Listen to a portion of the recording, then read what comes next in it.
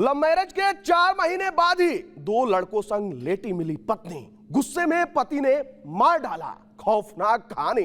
जी हां, उत्तर प्रदेश के कानपुर से एक दिल दहला देने वाली वारदात सामने आई है, जहां शक और आपसी विवाद ने एक नवविवाहित महिला की जान ले ली।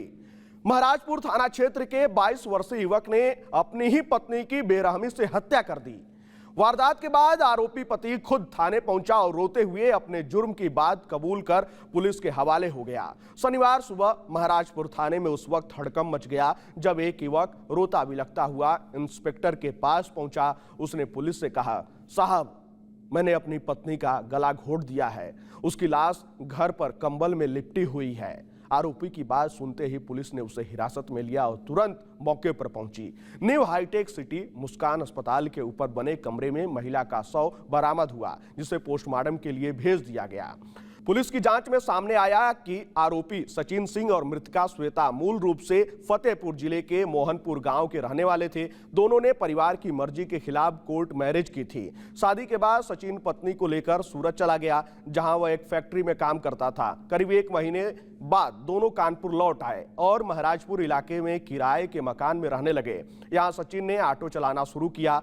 सचिन ने पुलिस को बताया कि उसे काफी समय से पत्नी के चरित्र पर शक होने लगा था। श्वेता के खाते में अक्सर पैसे आते थे, जिनके बारे में वो कहती थी कि नानी ने भेजे हैं। घर के सामने रहने वाले इंजीनियरिंग छात्रों को लेकर भी वह संदेह में रहता था। शुक्रवार रात सचिन ने पत्नी की सच्चाई जानने के लिए एक योजना बनाई।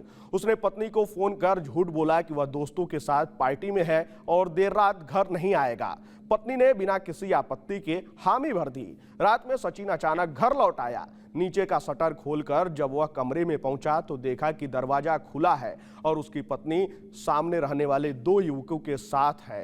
यह नजारा देखकर उसका गुस्सा भड़क उठा। सचिन के शोर मचाने पर पड़ोसियों ने डायल 112 पर कॉल किया। पुलिस मौके पर पहुंची और पति पत्नी समेत युवकों को चौकी ले गई। वहां युवकों ने सफाई दी कि वे सिर्फ बैठे थे। पुलिस ने समझा बुझाकर सभी को घर भेज दिया और पति पत्नी को झगड़ा न करने की हिदायत दी। घर लौटने के बाद विवाद और बढ़ गया। सचिन के मुताबिक श्वेता ने उसे धमकाते हुए कहा कि अगर उन लड़कों को फंसाया तो वह उसे भी झूठे केस में फंसा देगी और चाहे वह उसे मार ही क्यों न डाले, वह उन्हीं के साथ रहेगी।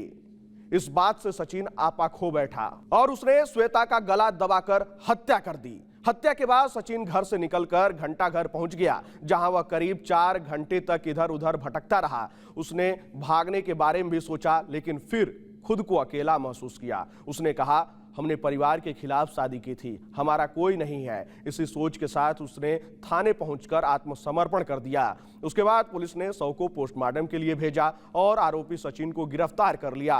वहीं पूरे मामले की गहन जांच की जा रही है। यह वारदात न सिर्फ एक रिश्ते के टूटने की कहानी है, बल्कि यह भी दिखाती है कि शक और गुस्से में लिया गया एक पल का फैसला कई जिंदगियों को तबाह कर देता है।